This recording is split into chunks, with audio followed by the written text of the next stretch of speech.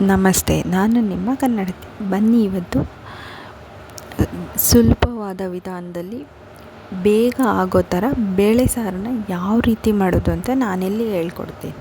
ನೋಡಿ, ನಾನಿಲ್ಲಿ 1.5 ಲೋಟ ಅಷ್ಟು ಬೇಳೆ ತೊಗೊಂಡಿದ್ದೀನಿ. ನೀವು ಒಂದು 5 ಜನ ಇದ್ದರೆ 2 ಲೋಟ ತೊಗೊಳ್ಳಿ, ಒಂದು 4 ಜನ ಇದ್ದರೆ 1 ಲೋಟ ತೊಗೊಳ್ಳಿ, ಇಬ್ಬರಿದ್ದರೆ ಅರ್ಧ ಲೋಟ ತೊಗೊಳ್ಳಿ.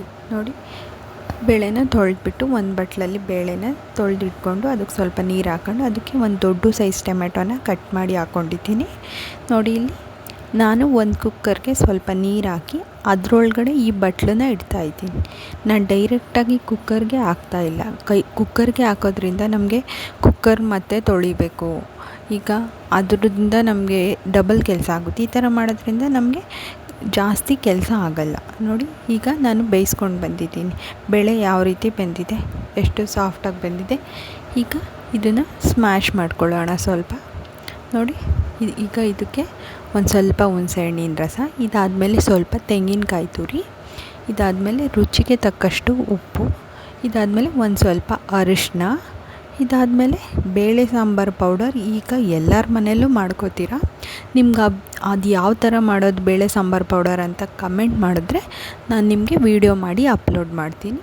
ನೋಡಿ, ಬೇಳೆ ಸಾಂಬಾರು ಪೌಡರ್ 2 ಟೇಬಲ್ ಸ್ಪೂನ್ ಹಾಕಿದ್ವಿ. ಅದಾದಮೇಲೆ 1 ಟೇಬಲ್ ಸ್ಪೂನಷ್ಟು ಸಕ್ಕರೆ ಹಾಕ್ಕೊಳ್ಳಿ. ಟೇಸ್ಟು ತುಂಬ ಚೆನ್ನಾಗಿ ಬರುತ್ತೆ ಸಕ್ಕರೆ ಹಾಕೋದ್ರಿಂದ. ನೋಡಿ, ಇಷ್ಟೇ. ಇದನ್ನೆಲ್ಲ ಕಲಿಸ್ಬಿಟ್ಟು ನಿಮ್ಗೆ ಎಷ್ಟು ಸಾರು ಯಾವ ಥರ ತಿಕ್ನೆಸ್ ಬೇಕು ಅಂತ ಅಷ್ಟು ನೀರು ಹಾಕೊಂಡ್ಬಿಟ್ರೆ ಅದಕ್ಕೊಂದು ಒಳ್ಳೆ ಒಗ್ಗರಣೆ ಕೊಟ್ಬಿಟ್ರೆ ಬೇಳೆ ಸಾರು 15 ಮಿನಿಟ್ಸ್ ಒಳಗಡೆ ಬೇಳೆ ಸಾರು ರೆಡಿ ಆಗುತ್ತೆ. ನೋಡಿ, ಇಲ್ಲಿ ನಾನು